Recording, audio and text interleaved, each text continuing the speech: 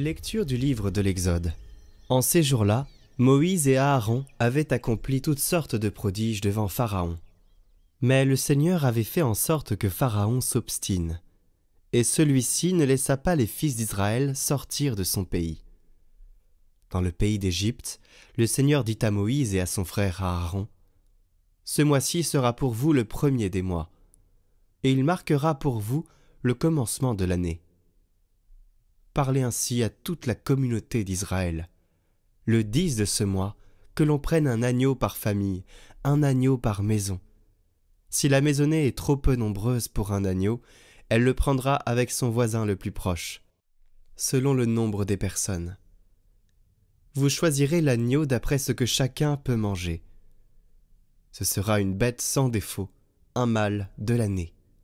Vous prendrez un agneau ou un chevreau. Vous le garderez jusqu'au 14e jour du mois.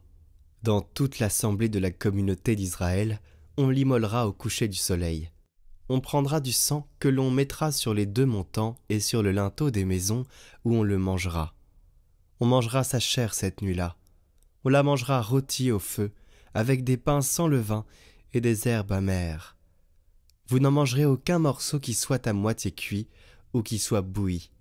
Tout sera rôti au feu, y compris la tête, les jarrets et les entrailles.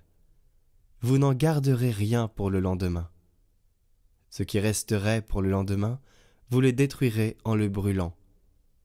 Vous mangerez ainsi la ceinture aux reins, les sandales aux pieds, le bâton à la main. Vous mangerez en toute hâte. C'est la Pâque du Seigneur. Je traverserai le pays d'Égypte cette nuit-là. Je frapperai tout premier-né au pays d'Égypte, depuis les hommes jusqu'au bétail. Contre tous les dieux de l'Égypte, j'exercerai mes jugements. Je suis le Seigneur. Le sang sera pour vous un signe sur les maisons où vous serez.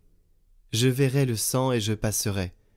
Vous ne serez pas atteints par le fléau, dont je frapperai le pays d'Égypte.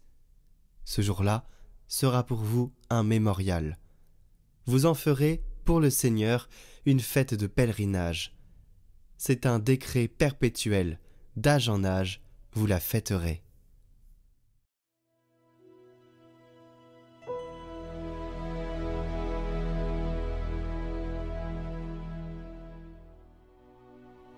J'élèverai la coupe du salut, j'invoquerai le nom du Seigneur.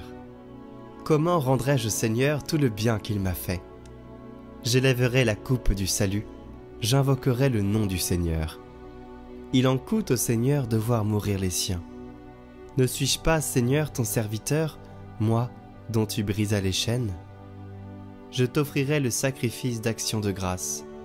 J'invoquerai le nom du Seigneur. Je tiendrai mes promesses au Seigneur, oui, devant tout son peuple.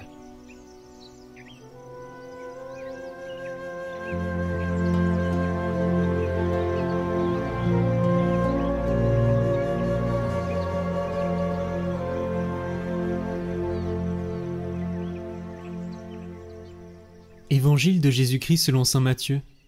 En ce temps-là, un jour de sabbat, Jésus vint à passer à travers les champs de blé.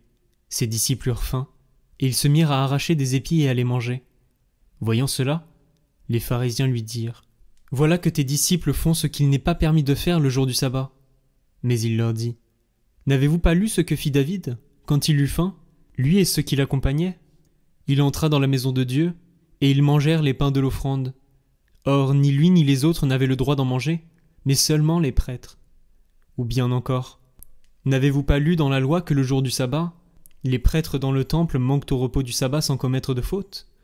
Or, je vous le dis, il y a ici plus grand que le temple. Si vous aviez compris ce que signifie « Je veux la miséricorde, non le sacrifice », vous n'auriez pas condamné ceux qui n'ont pas commis de faute. En effet, le Fils de l'homme est maître du sabbat.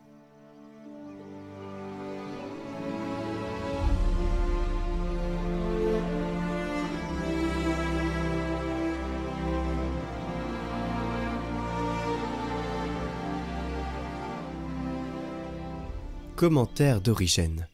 Le Fils de l'homme est maître du sabbat. Nous ne voyons pas que les paroles de la Genèse, au jour du sabbat Dieu s'est reposé de ses œuvres, se soit réalisée en ce 7e jour de la création, ni même qu'elle se réalise aujourd'hui. Nous voyons toujours Dieu au travail. Il n'y a pas de sabbat où Dieu cesse de travailler, de jour où il ne fasse paraître son soleil sur les bons et sur les méchants et tomber la pluie sur les justes et sur les injustes, où il ne fasse pousser l'herbe sur les montagnes et les plantes au service des hommes, où il ne fasse mourir et ne fasse vivre. Aussi, le Seigneur répond à ceux qui l'accusaient de travailler et de guérir le jour du sabbat. Mon Père travaille jusqu'à maintenant, et moi aussi je travaille.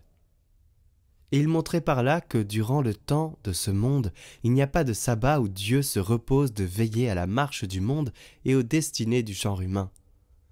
Dans sa sagesse de créateur, il ne cesse d'exercer sur ses créatures sa providence et sa bienveillance, jusqu'à la fin du monde. Donc le vrai sabbat, où Dieu se reposera de tous ses travaux, sera le monde futur, quand douleur, tristesse et gémissements s'enfuiront, et que Dieu sera tout en tous.